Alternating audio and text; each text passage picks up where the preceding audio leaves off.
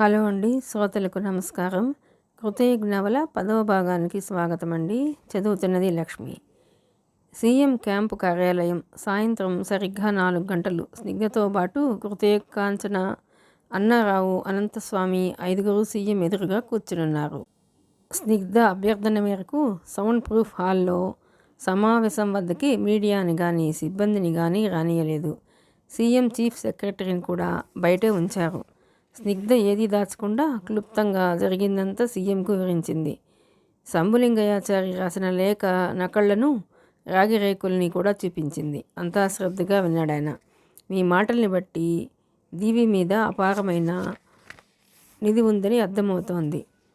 ఆ దీవి మృత్యుదీవిగా పేరుపడింది. దీవి మీద అడుగుపెట్టిన వాళ్ళు ప్రాణాలతో బయటకు రాలేదంటారు అన్నాడు. మా మనుషులు 5గురు మృత్యువాత పడ్డారు సార్.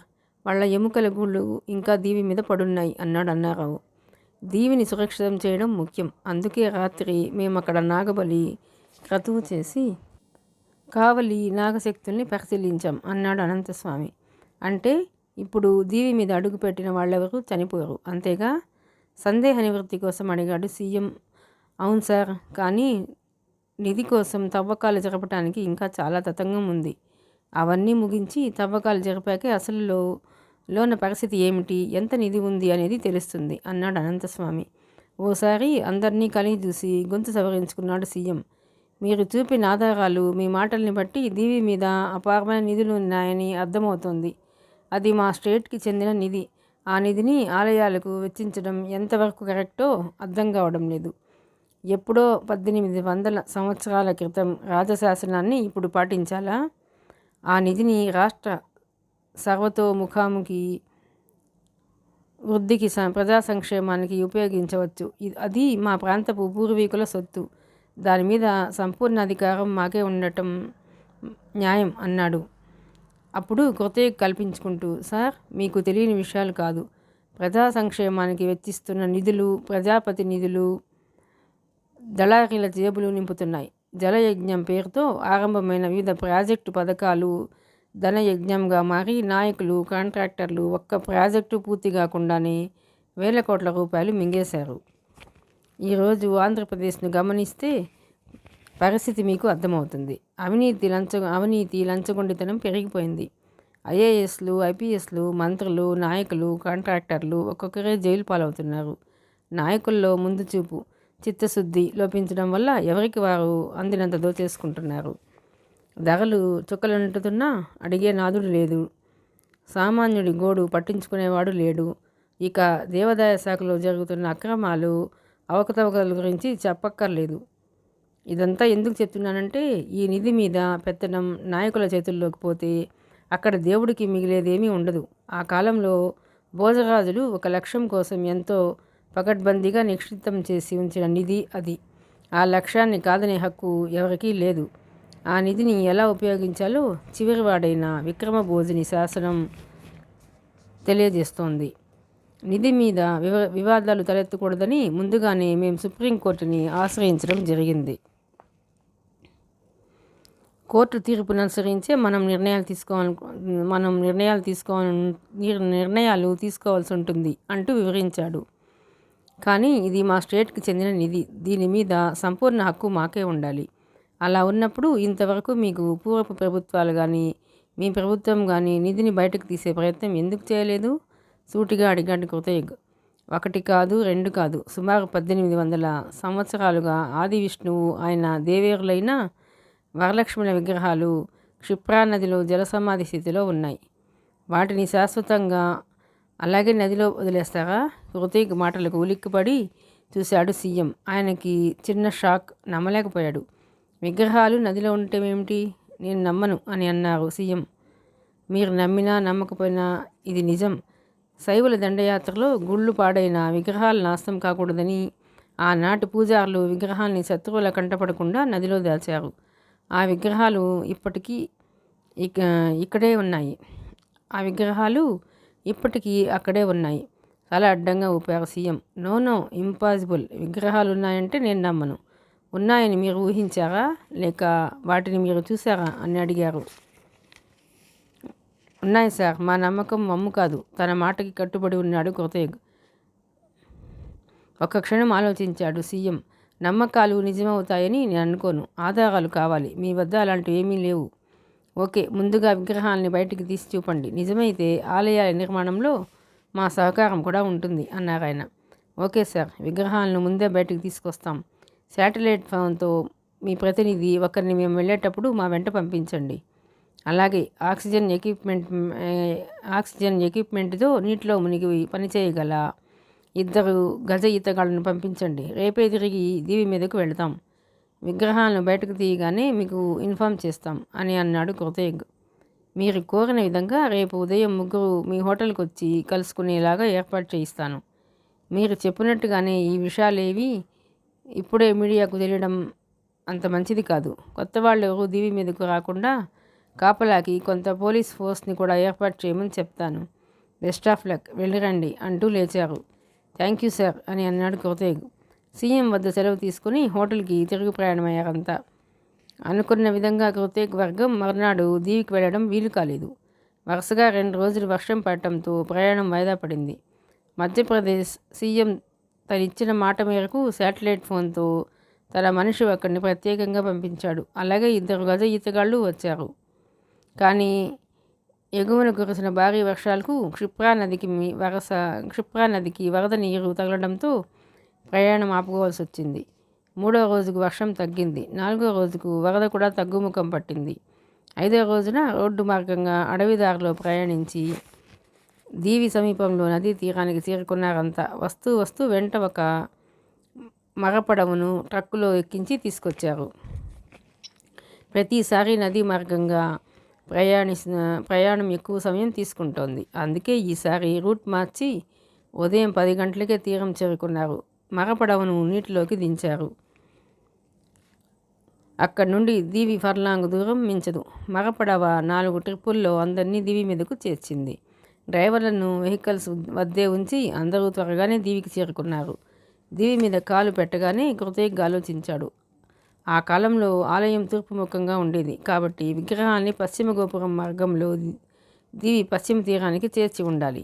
ఈ ఆలోచన రాగానే పశ్చిమ గోపురం పునాదులు దాటి తీరానికి వచ్చి అక్కడి చెట్లను గమనించాడు. తీరం వెంట అనేక వృక్షాలున్నాయి. వాటిలో రావి చెట్లు ఉన్నాయి. కానీ గోపుర మార్గం తిన్నగా నదీ తీరంలో ఒక అశ్వత్థ వృక్షం ఉంది. మహావృక్షం. ఏ కాలం వృక్షమో తెలియదు కానీ శాఖోపశాఖలుగా విస్తరించి చాలా లావుగా ఎత్తుగా ఉంది. కళ్ళలో తనకు కనిపించిన వృక్షం అదేనని గుర్తించాడు కృతయుగ్. అదే తనకు కళ్ళలో కనిపించిన వృక్షంగా పోల్చుకున్నాడు కృతయుగ్. 5 నిమిషాలు కళ్ళు మూసుకుని ఆ మహావృక్షం కింద కూర్చున్నాడు. అతడి మాట కోసం ఆత్రంగా ఎదురుచూస్తున్నారంతా.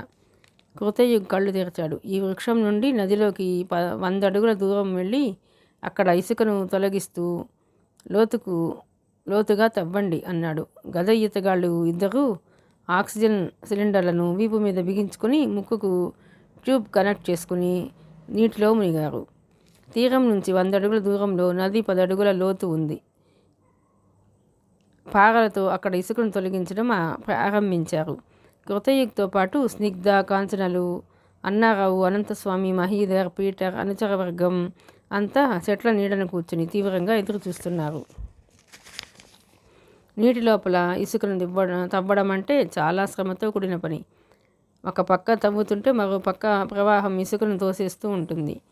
క్షణాలు గడుస్తున్నాయి. అందరిలోనూ ఆతృత. నీట మునిగిన వాళ్ళు ఎంతకీ పైకి తేలడం లేదు. గంట గడిచాక ఒకడు నీటిపైకి తలెత్తి చూశాడు. 4 అడుగుల లోతు తవ్వినా విగ్రహాల జాడ తెలియలేదని అనౌన్స్ చేశాడు. మరి కాస్త లోతుకు తవ్వండి, విగ్రహాలు అక్కడే ఉన్నాయి హెచ్చరించాడు కృతయుగ్. మధ్యాహ్నం 2 గంటల వరకు నీటి అడుగున ఇసుకలో అన్వేషణ సాగింది. అయినా విగ్రహాల జాడలేదు. గజ ఈతగాళ్ళు పని ఆపి భోజనాలకి పైకి వచ్చేశారు. అప్పటికే సిటీ నుంచి అందరికీ భోజనాలు వచ్చాయి.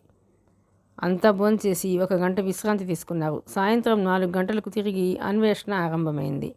ఈసారి గజ ఈతగాళ్లతో పాటు కృతయుగ్ కూడా నదిలోకి దిగాడు. ఊపిరి బిగించి 10 అడుగుల లోతులోకి వెళ్ళడం కష్టం కాదు. 3 నుంచి 4 నిమిషాల వరకు దమ్ము బిగించి నీటిలో ఉండగల శక్తి కృతయుగ్కు ఉంది. మున్నలూరు పక్కనే ప్రవహించే కృష్ణానదిలో గతంలో ఈతలు కొట్టిన అనుభవం అతడిది.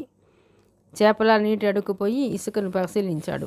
వాళ్ళు తవ్విన చోటుకు 3 అడుగుల అవతలగా చూపించి అక్కడ తవ్వమని వారికి సైగ చేశాడు. వాళ్ళతో పాటు తను పనిచేస్తూ మధ్య మధ్య ఊపిరి తీసుకోవడానికి నీటిపైకి రాసాగాడు కృతయుగ్. సాయంత్రం 5:30 గంటలకు వారి కృషి ఫలించింది. ఒక విగ్రహం పాదాలు బయటపడ్డాయి. అది ఇసుకలో 6 అడుగుల లోతుకు తవ్వకం జరిపాక అది ఆది విష్ణుమూర్తి విగ్రహంగా గుర్తించి భక్తితో పాదాలకు నమస్కరించి కళ్ళకద్దుకున్నాడు కృతయుగ్. నీటిపైకి వచ్చి విగ్రహాలు దొరికాయని అనౌన్స్ చేయగానే అందరిలోనూ ఒక్కసారిగా ఉత్సాహం మురకలేసింది. అవతల సూర్యాస్తమయం కావస్తోంది. ఇవాళకి బయటకు తీయడం సాధ్యం కాదు. కృతయుగ్ ఒక పగ్గాన్ని అందుకుని నీట మునిగాడు. దాని ఒక కొసను విగ్రహం పాదాలకు బంధించాడు. ఎందుకంటే అలాగే వదిలేస్తే ఉదయానికి తిరిగి ఇసుకలో పుడుకుపోయి కథ మొదటికొచ్చే ప్రమాదం ఉంది. ఆ రోజుకు పని ఆపేసి అంతా తీరానికి వచ్చేశారు. పగ్గం రెండో కొసను రావిమాన్కు బంధించి వదిలేశాడు. సీఎం మనిషి శాటిలైట్ ఫోన్ ద్వారా విగ్రహాలు దొరికిన విషయాన్ని సీఎంకు సమాచారం అందించాడు. మరునాడు ఉదయం విగ్రహాల్ని నది నుంచి ఉద్ధరించనున్న విషయాన్ని రిపోర్ట్ చేశాడు. రాత్రికి తిరిగి ఉజ్జయిని వెళ్లే ఉద్దేశం ఎవరికీ లేదు. జరగనుంది ఒక అద్భుత చారిత్రకాంశం. ఇందులో పాలు పంచుకుంటున్న ఆనందం అందరిలోనూ ఉంది. 1800 సంవత్సరాలుగా జలగర్భంలో ఉన్న స్వామి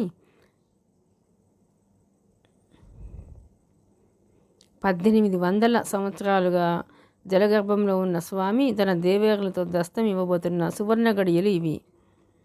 రాష్ట్ర ముఖ్యమంత్రి విగ్రహాలు దొరకడం అసాధ్యమని చెప్పినా కృతయుగ్ సుసాధ్యం చేశాడు. తాత్కాలికంగా టెంట్ వేసుకుని కృతయుగ్, అన్నారావు, అనంతస్వామి దీవి మీదే ఉండిపోయారు. స్నిగ్ధ, కాంచనల్ని నది దాటి అవతలున్న వ్యాన్లలో నిద్రపోమని చెప్పినా వినకుండా టెంట్ వద్దే ఉండిపోయారు. మిగిలిన వాళ్ళు నది దాటి కొందరు వాహనాల్లోనూ కొందరు మరపడవల్లోనూ నిద్రపోయారు. ఆ రాత్రి ఎలా గడిచిందో వారికే తెలియదు. తెల్లవారగానే అందరూ దీవి మీదకు వచ్చేశారు. చివరికి దీవి మీదకు వచ్చేశారు. ఎవరికి టిఫిన్లు లేవు, టీ కాఫీలు లేవు. స్నానాధికాలు కాగానే దీవి మీద ఫలవృక్షాల మీద దాడి చేశారు. ఎవరికి దీవిలో మామిడి, సపోటా, బొప్పాయి, పనస వంటి అనేక ఫలవృక్షాలు విరగకాచి ఉన్నాయి.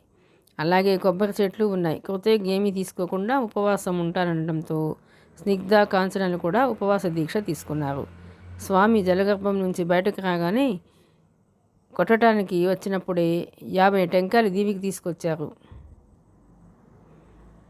స్వామి జలగర్భం నుంచి బయటకు రాగానే కొట్టడానికి వచ్చేప్పుడే 50 టెంకాయలు దీవికి తీసుకొచ్చారు. కానీ అవి చాలవనిపించింది. వెంటనే పీటర్ బృందం రంగంలోకి దిగి కొబ్బరి చెట్లెక్కి మరిన్ని టెంకాయల్ని దించారు. కొందరు వాటిని ఒలచడంలో బిజీ అయిపోయారు. ఒక్కోసారి అన్నీ విచిత్రంగా కలిసి వస్తాయి.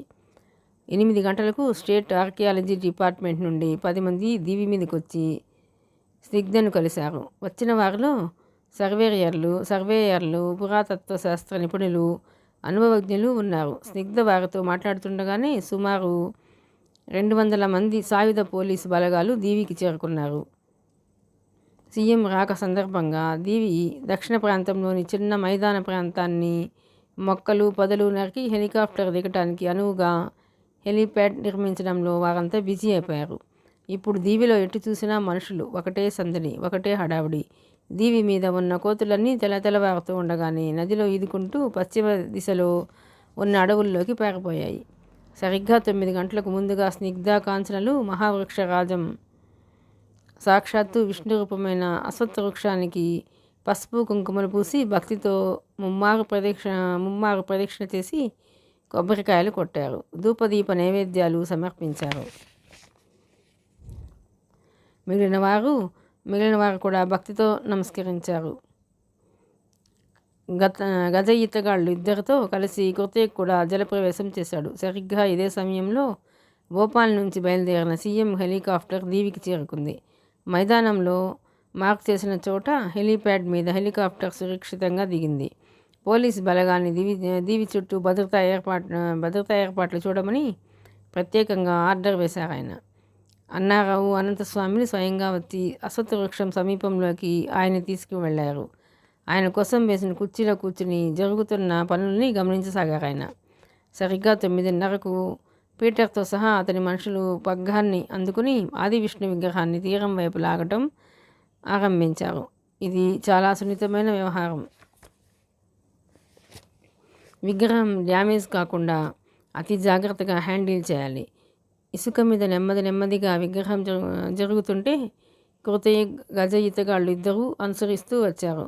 అది తీరం సమీపంలోకి రాగానే పగ్గం విప్పేశారు. కృతయ్యతో సహా పీటర్ మనుషులంతా సుమారు 20 మంది నాలుగు పక్కల పట్టి లేపితే గాని ఆ విగ్రహం పైకి లేవలేదు.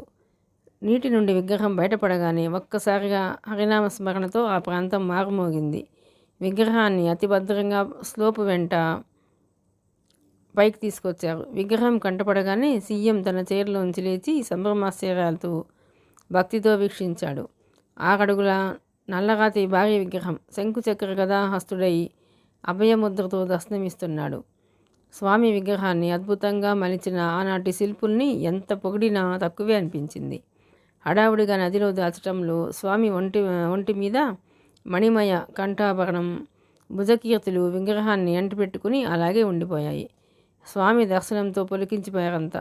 జాగ్రత్తగా విగ్రహాన్ని రావి వృక్షం కింద నీడలో పరుండజేశారు. వెంటనే స్నిగ్ధ కాంచనలు స్వామిని పసుపు నీళ్లతో అభిషేకించి ధూపదీపాలు సమర్పించారు. కొబ్బరికాయ కొట్టవలసిందిగా సీఎంను ఆహ్వానించారు. ఆయన భక్తి శ్రద్ధలతో స్వామి పాదాలు తాకి నమస్కరించి తొలి కొబ్బరికాయ కొట్టారు. ఆ వెనకే తల కొబ్బరికాయ కొట్టి స్వామి పాదాలు అభిషేకించారు. ఎప్పుడైతే ఆది విష్ణు విగ్రహం బయటపడిందో ఇక అందరిలోనూ ఉత్సాహం ఇనుమడించింది. ఈ కార్యక్రమాన్ని ఆరంభం నుంచి సీఎం వెంట వచ్చిన సిబ్బందిలో ఇద్దరు వీడియో చిత్రీకరిస్తూనే ఉన్నారు. కృతయ్యకు మిగిలిన ఇద్దరు తిరిగి నదిలోకి వెళ్లారు. ఈసారి అన్నారావు వర్గంలోని పీటర్తో పాటు మరికొందరు కూడా నదిలోకి దిగారు. అర్ధగంట తర్వాత ముందుగా ధాన్యలక్ష్మి దొరికింది. 3 అడుగుల అతి సుందరమైన విగ్రహం. 10 మంది సాయం పట్టి అమ్మవారిని తీరానికి చేర్చారు. గంట తర్వాత సంతానలక్ష్మి, ధనలక్ష్మి, ధైర్యలక్ష్మి ఒక్కొక్కరే బయటకు వస్తున్నారు. ప్రవాహ ఉధృతికి విగ్రహాలు కాస్త అటు ఇటుగా చెదిరిపోవడం చేత అన్వేషణ ఆలస్యమవుతూ వచ్చింది. ఎలాగైతేనేం మధ్యాహ్నం భోజన సమయానికి 7 విగ్రహాలు తీరానికి చేరాయి. ఇంకో అమ్మవారు లభించాలి. ఆమె విజయలక్ష్మి. ఆవిడ కూడా లభిస్తే పూర్తి విజయం చేకూరినట్టే. ఒక పని సాధించాలంటే అంతులేని పట్టుదల ఉండాలి. విసుగు విరామం ఉండకూడదు. ఒక పని ఆరంభిస్తే అది పూర్తయ్యే వరకు నిద్రపోకూడదు. కృతయ్యకి పట్టిన పట్టు వదిలే వ్యక్తిత్వం కాదు. అష్టలక్ష్మిలో ఒక లక్ష్మి కనబడలేదని వదిలేస్తే ఎలా? 1 గంట విశ్రాంతి తర్వాత తిరిగి బయలుదేరాడు. ఉదయం నుండి ఏమీ తీసుకోలేదు. స్నిగ్ధ కాంచనలు కూడా ఆహారం తీసుకోకుండా ఉపవాస దీక్షలోనే ఉన్నారు. అలసిపోయి కనిపిస్తున్నారు. కానీ యువతులు ఇద్దరిలోనూ ఒక దివ్య తేజస్సు ప్రకాశిస్తోంది. నీరసంగా ఉన్న రెట్టించిన ఉత్సాహంతో తిరిగి జలప్రవేశం చేశాడు కృతయ్య. 2వ గజ ఈతగాడు రక్షణగా అతన్ని అనుసరించాడు. సుమారు 2 గంటల సుదీర్ఘ అన్వేషణ తర్వాత విగ్రహం జాడ తెలిసింది. కృతయ్య కృషి ఫలించింది. ప్రవాహం తోసివేయగా అక్కడికి సుమారు 200 గజాల దూరం లోతు జలాల్లోకి కొట్టుకుపోయి ఇసుకలో ఉందా విగ్రహం. అక్కడ నీరు సుమారు 40 అడుగుల లోతుంది. ఇసుకను తొలగించి ఇద్దరు విగ్రహాన్ని బయటకు లాగారు. మరోసారి నీటిపైకి వచ్చి పగ్గం అందుకుని తీసుకువెళ్ళి విగ్రహానికి కట్టాడు కృతయ్య.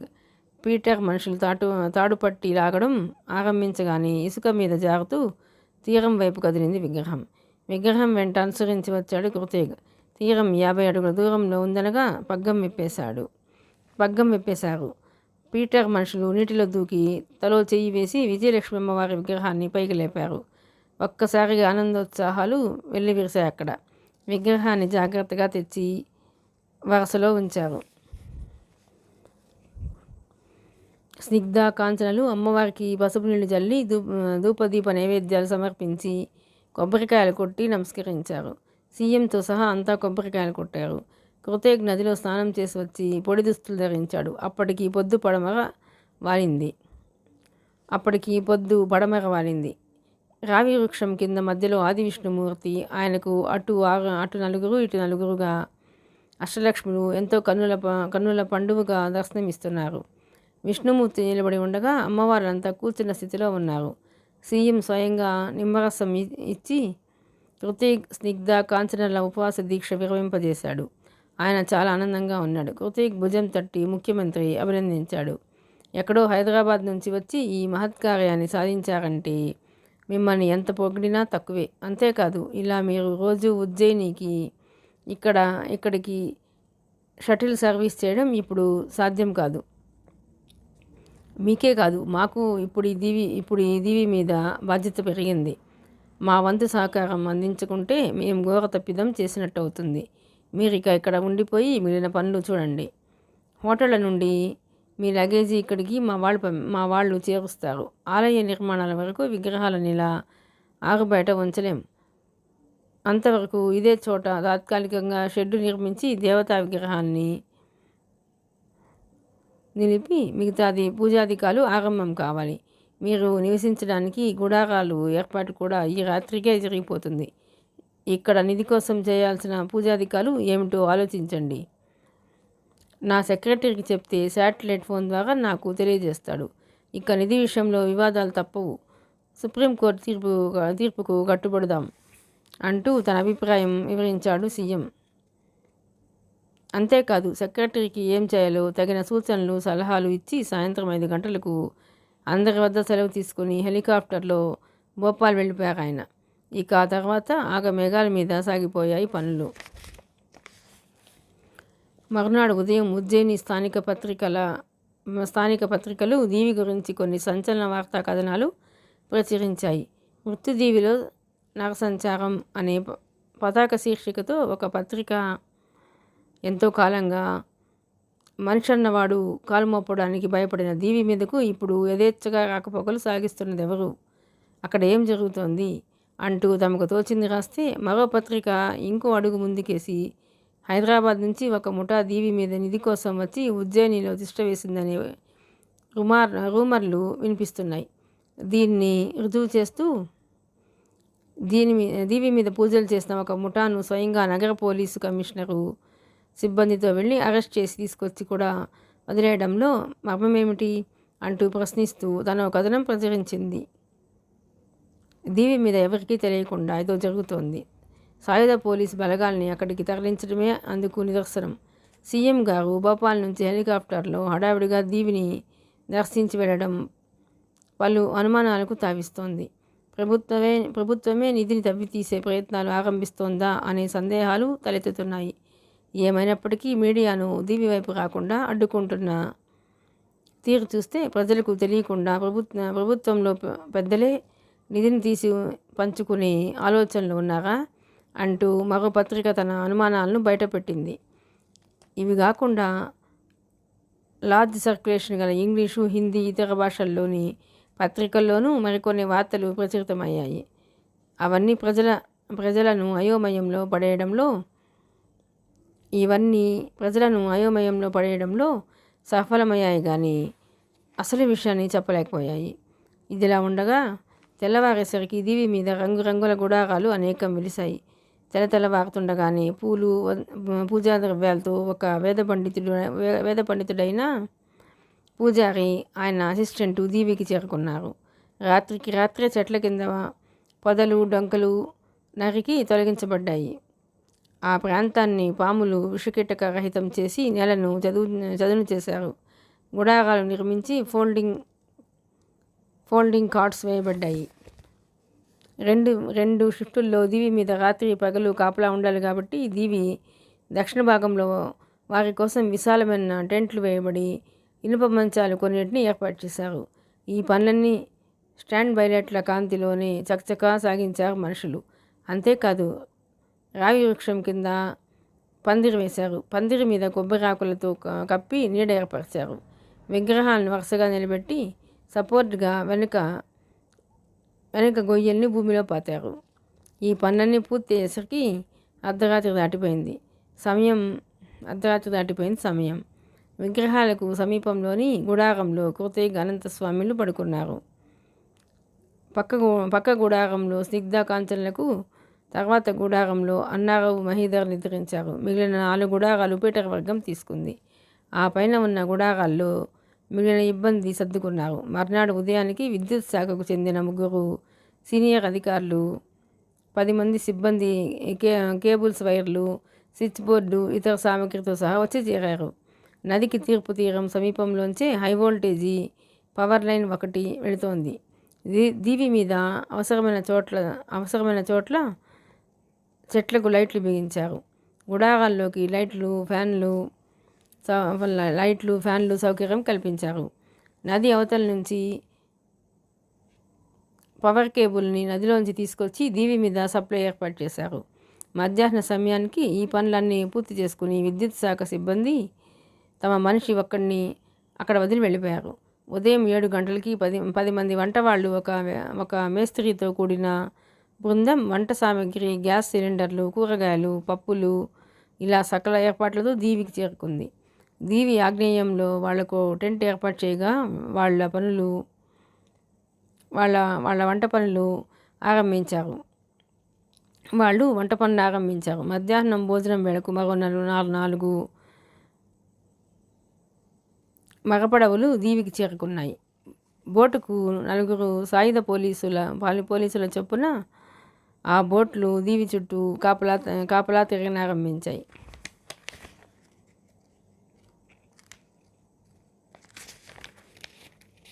ఎవరూ దీవికి రాకుండా కన్నేసి ఉంచాయి. నదీ మార్గం కానీ భూమార్గం కానీ దీవి వైపు ఏం జరుగుతుందో తెలుసుకోవాలని చాలా కుతూహలంగా వస్తున్న జాలర్లు, పౌరులు, మీడియా ప్రతినిధులు అందరినీ దూరంగా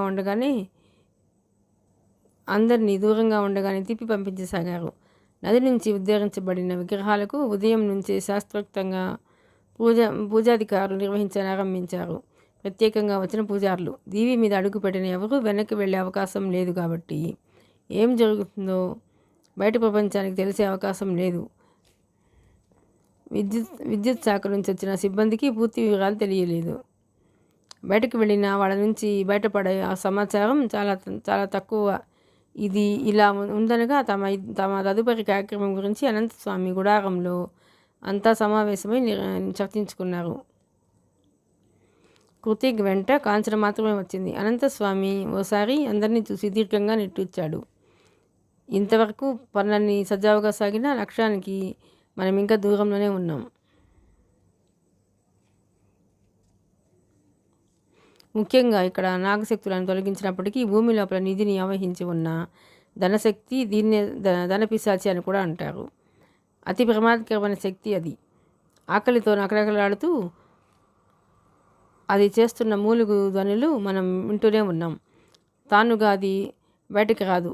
ఆ శక్తిని ఆవాహన చేసి తృప్తిపరచాకి తవ్వకం పన్ను ఆరంభించాలి. లేదంటే ఎవరైతే ముందుగా తవ్వుకుంటూ కిందకు వెళతారో వాళ్ళు నెత్తురు కక్కుని చస్తారు. ఇవి నరబలిని కోరతాయి. అలాంటి ప్రమాదం జరగకుండా ఉండేందుకు కొన్ని తాంత్రిక పూజలు నిర్వహించి ఆ శక్తిని ఆహ్వానించి పొట్టేళ్లను బలివ్వాలి అంటూ వివరించాడు అనంతస్వామి. కాంచన ఏదో అడగబోతుంటే చేయి అదిమి వారించాడు కృతేగ్. అంతలో అన్నారావు కల్పించుకుంటూ, ఆ పని కూడా తొందరగా కానిస్తే తవ్వకం పనులు ఆరంభించవచ్చు కదా అని అడిగాడు. ఆరంభించవచ్చు, కానీ ముహూర్తం కుదరాలి కదా. నీకు తెలియని విషయాలా? అమావాస్య రోజున నాగబలి కార్యక్రమం నిర్వహించాం. వరద తాకిడి వర్షాల వల్ల 4 రోజులు రాలేకపోయాం. 5వ రోజు వచ్చాం. నిన్న పంచమి, ఇవాళ షష్ఠి, రేపు సప్తమి, ఎల్లుండి అష్టమి రోజు రాత్రి ధనశక్తికి బలి కార్యక్రమం నిర్వహిస్తే నవమి రోజు తవ్వకం పనులు ఆరంభించవచ్చు. కాబట్టి ఎల్లుండి షష్ఠి రోజు రాత్రి పూజకి అవసరమైన వస్తువుల లిస్టు రాసి ఇస్తాను.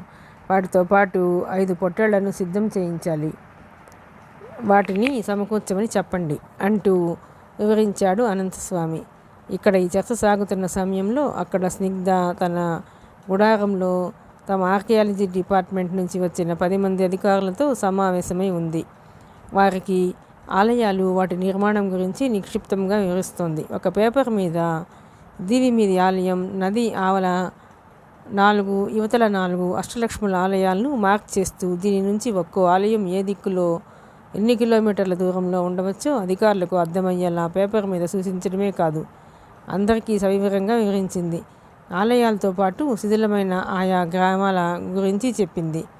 ప్రస్తుతం ఈ ప్రాంతాలన్నీ అడవిలో కలిసిపోయి ఉన్నాయి. ముందుగా శిథిల గ్రామాలను గుర్తిస్తే తర్వాత ఆలయ శిథిలాలను గుర్తించవచ్చు. మరో ముఖ్య విషయం ఏమంటే, పశ్చిమంగా దీవికి తిన్నగా గంగానమ్మ ఆలయం ఒకటి ఉంది. మేం ఆలయాన్ని పరిశీలించడం జరిగింది. ఆలయం సంతాన లక్ష్మి అమ్మవారిదే, సందేహం లేదు. కానీ గుడిలో అమ్మవారు లేనందున తర్వాత కాలంలో శైవులు గుడిని పునరుద్ధరించి అందులో గంగానమ్మను ప్రతిష్ఠించారు. కాబట్టి ఆ గుడిలో తిరిగి సంతాన లక్ష్మి అమ్మవారిని ప్రతిష్ఠించలేము. ప్రస్తుత పరిస్థితుల్లో ఆ గుడిని ఆనుకుని మరో గుడి నిర్మాణం చేపట్టడం కానీ లేదా విడిగా మరో చోట నిర్మించడానికి గల సాధ్యాసాధ్యాలను పండితులను స్థపతులను సంప్రదించాక ఒక నిర్ణయం తీసుకుంటాం.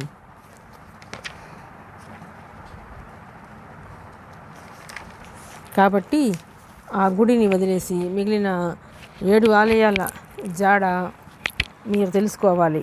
అవసరమైతే డిపార్ట్మెంట్ నుంచి మరికొంతమందిని రప్పించండి. ఈ దీవి మన కేంద్రంగా ఇవాళ నుంచి అన్వేషణ పనులు ఆరంభించండి అంటూ వివరించింది స్నిగ్ధ. ఆ వివరాలు తీసుకున్నాక ఆర్కియాలజీ సిబ్బంది 2 జట్లుగా చీలిపోయి ఒక జట్టు నది దాటి తూర్పు అటవీ ప్రాంతంలోకి, రెండో జట్టు పశ్చిమ అటవీ ప్రాంతం వైపు బయలుదేరి వెళ్ళాయి. అదే రోజు మరో విశేషం జరిగింది. మధ్యాహ్నం 3 గంటల ప్రాంతంలో మరోసారి సీఎం గారి హెలికాప్టర్ వచ్చి హెలీప్యాడ్ వద్ద ల్యాండ్ అయింది. నిన్ననే వెళ్ళిన సీఎం గారు ఈరోజు కూడా రావడం ఆశ్చర్యం కలిగించినా అందుకు తగిన కారణం కూడా ఉంది. సీఎం భార్య కృష్ణభక్తురాలు. దుష్ట శిష్టరక్షణ కోసం అవతారాలు ధరించిన శ్రీమన్నారాయణ అంటే ఎనలేని భక్తి. దీవి మీద విశేషాలు భర్త నుంచి వినగానే వెంటనే అష్టలక్ష్మి సమేతుడై కొలువు ఉన్న ఆది విష్ణువుని దర్శించాలి అని ఆమె పట్టుబట్టింది. మరుసటి రోజు నుంచి అసెంబ్లీ సమావేశాలు ఉండటంతో తర్వాత వీలు కాదని వెంటనే కుటుంబ సమేతంగా బయలుదేరి వచ్చారు ఆయన.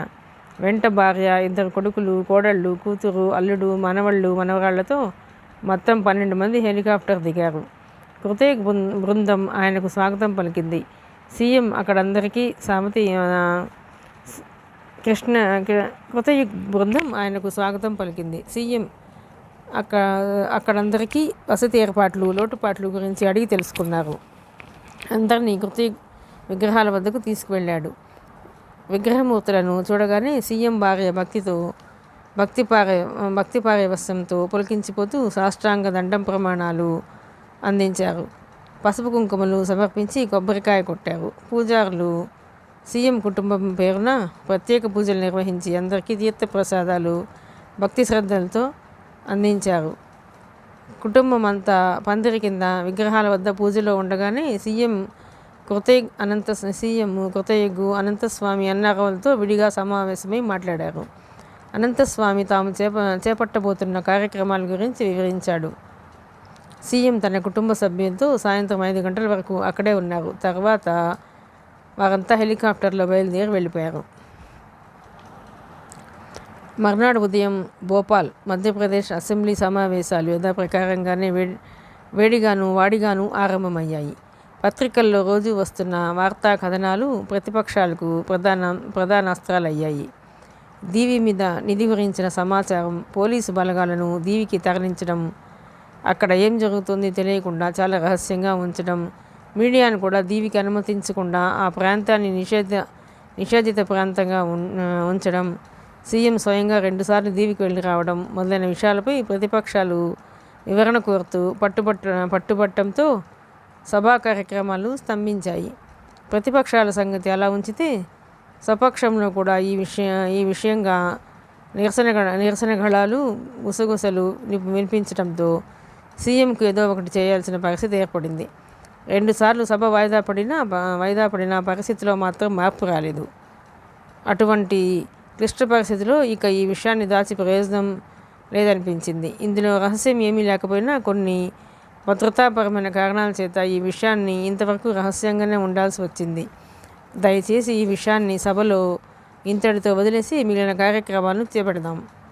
మీ అనుమానాలను, సందేహాలను నివృత్తి చేయాల్సిన బాధ్యత మా మీద ఉంది కాబట్టి రేపు సాయంత్రం అఖిలపక్ష సమావేశం ఏర్పాటు చేస్తున్నాను. అప్పుడు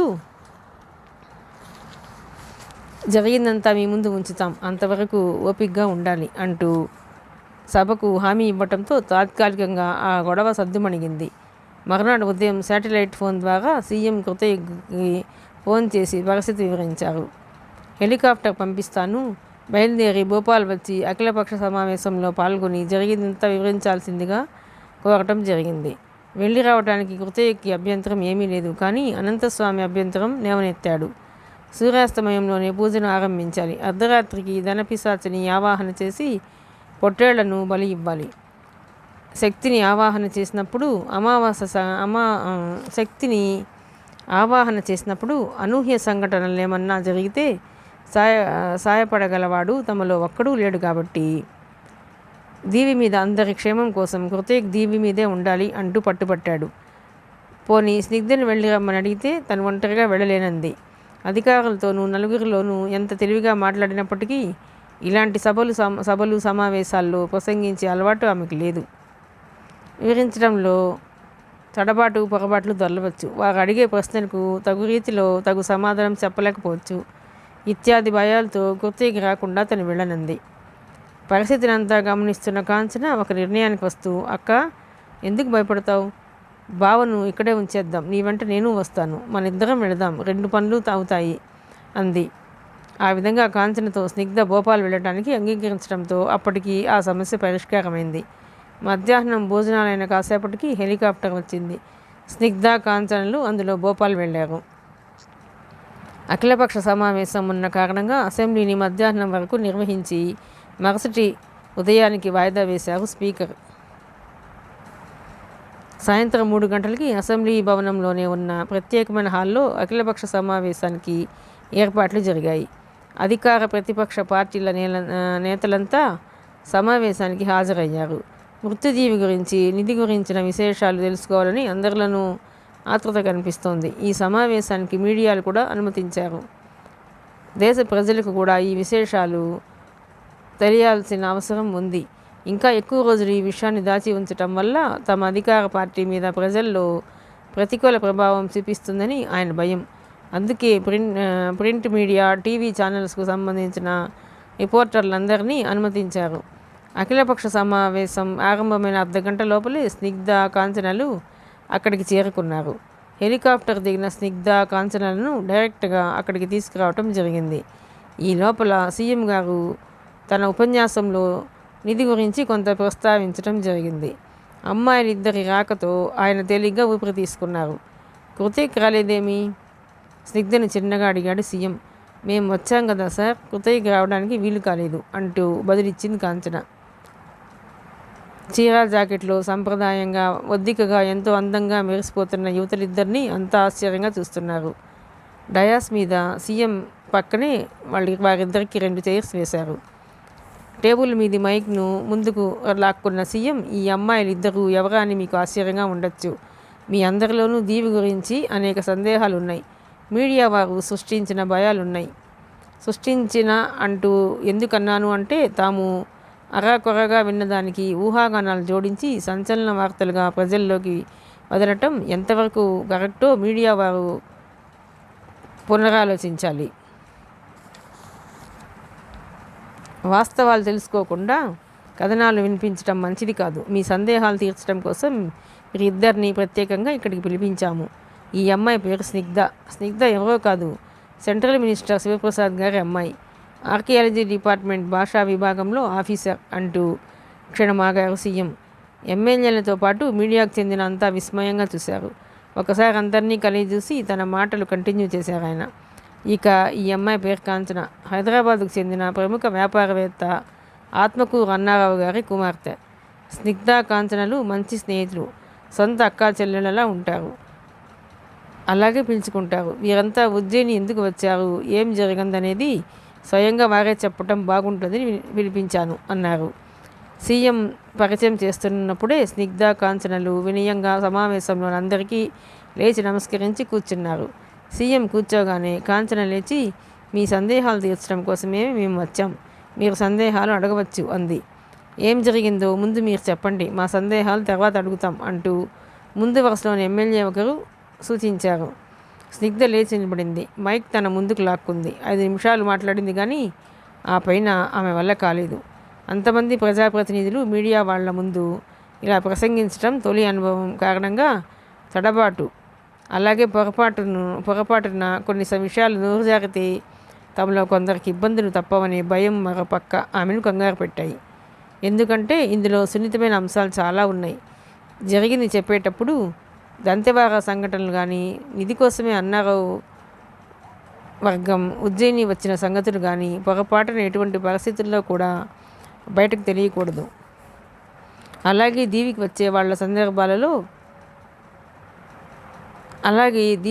వెళ్ళి వచ్చే సందర్భాల్లో ఎదురైన చేదు అనుభవాలు, ముఖ్యంగా చింటూబాయ్ నది మీద తమను చంపాలని దాడి చేసి హతమారిన సంగతి, ఇలా పడుగు పేకల్లా మంచి చెడు కలగలిసి ఉన్న గతం తమది.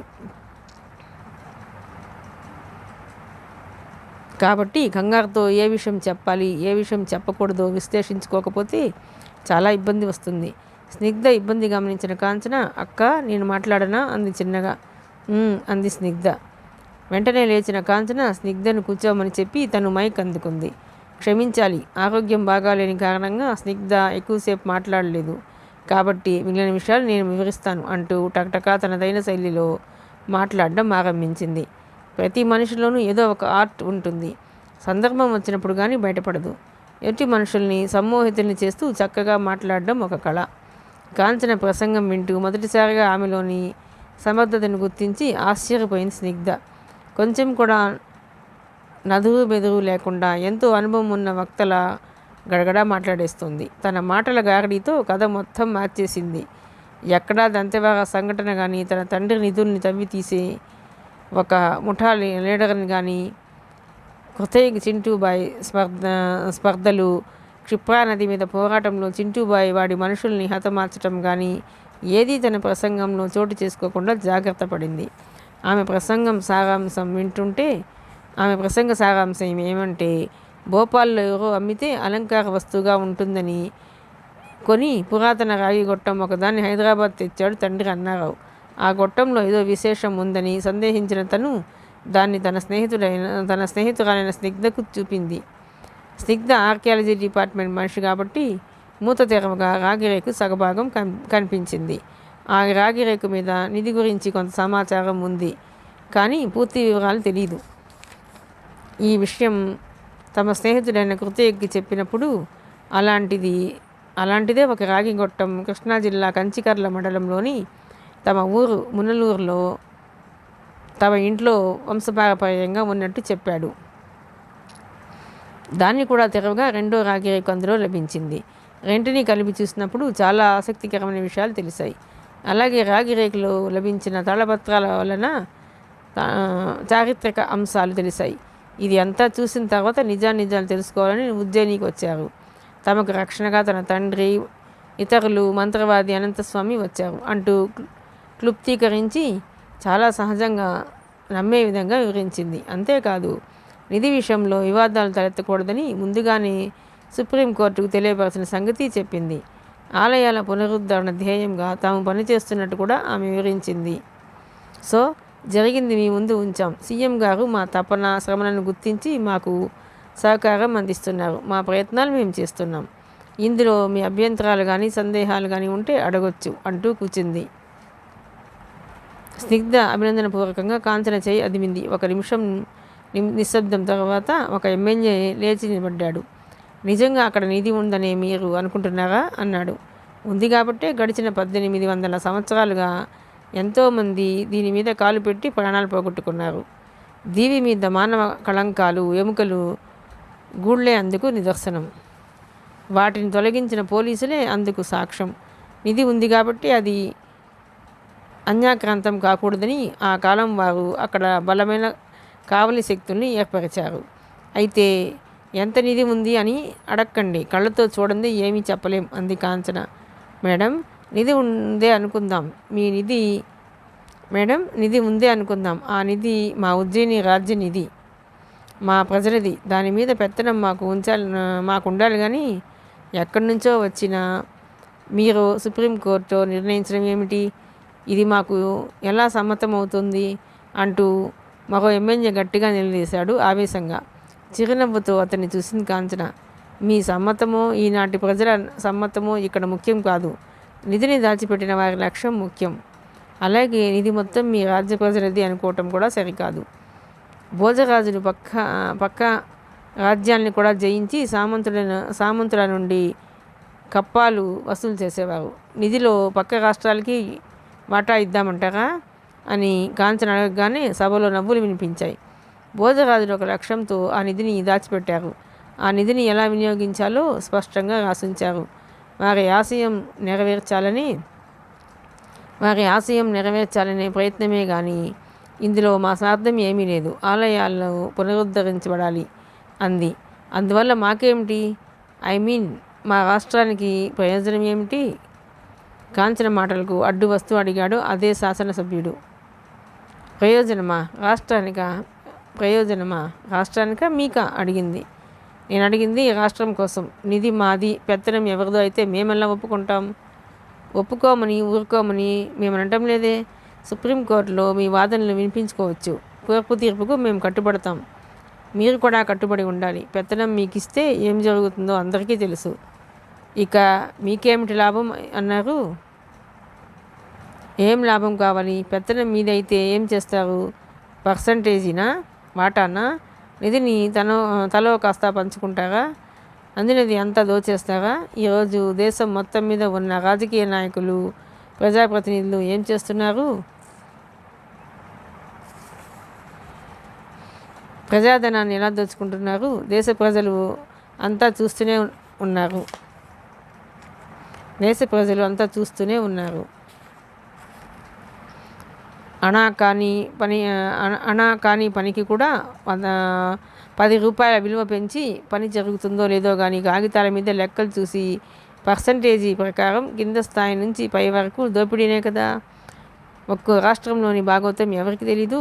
ఎన్ని కుంభకోణాలు, ఎందరు ప్రస్తుతం జైల్లో ఉన్నారో తెలీదా అంటూ కాంచన నిలదీస్తుంటే అడిగిన ఎమ్మెల్యేకి చెమటలు పోసాయంటే ఆశ్చర్యం లేదు.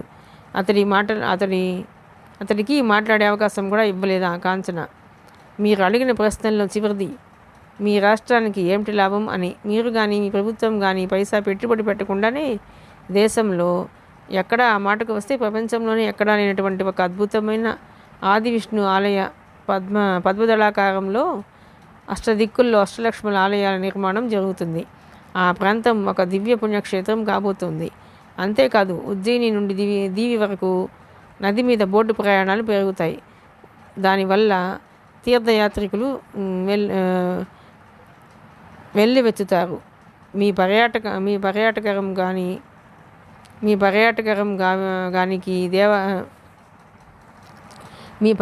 రంగానికి దేవాదాయ శాఖకు గణనీయంగా ఆదాయాలు పెరుగుతాయి. అటవీ ప్రాంతంలో తిరిగి గ్రామాలు వెలిసి రెవెన్యూ అధికంగా వస్తుంది. అదంతా మీకు లాభం కాదా?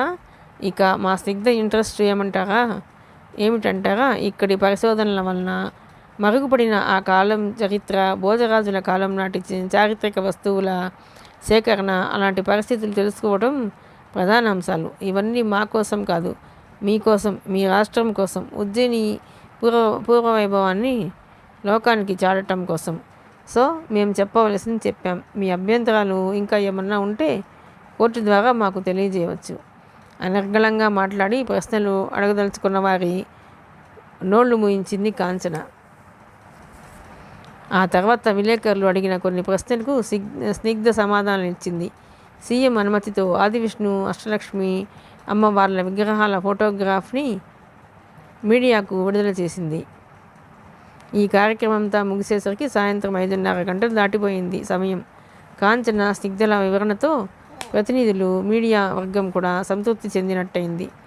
చీకటి పడే వేళ కావటంతో హెలికాప్టర్లో యువతులిద్దరిని వెనక్కి దీవి మీదకు పంపించడానికి సీఎం అంగీకరించలేదు. రాత్రివేళ హెలికాప్టర్ దీవిలో దిగటానికి వసతి లేదు. ప్రమాదం జరిగే అవకాశాలు ఎక్కువ. అందుచేత రాత్రికి వారి ఇద్దరిని తన అతిథులుగా తమ ఇంటికి తీసుకువెళ్లారు సీఎం. ఆ విధంగా రాత్రికి దీవికి తిరిగి పోవాలనుకున్న స్నిగ్ధ కాంచనలు అనుకోకుండా రాత్రికి సీఎం గారి ఇంట భోపాల్లోనే ఉండిపోవలసి వచ్చింది. శాటిలైట్ ఫోన్ ద్వారా కృతికి స్వయంగా ఈ విషయం తెలియజేశారు సీఎం. మిగతా కథ 11వ భాగంలో నుండి. ప్లీజ్ అండి, ఎప్పటిలాగే మీకు కనుక ఈ నవల నచ్చినట్లయితే లైక్ చేయండి, షేర్ చేయండి, సబ్స్క్రైబ్ చేయండి.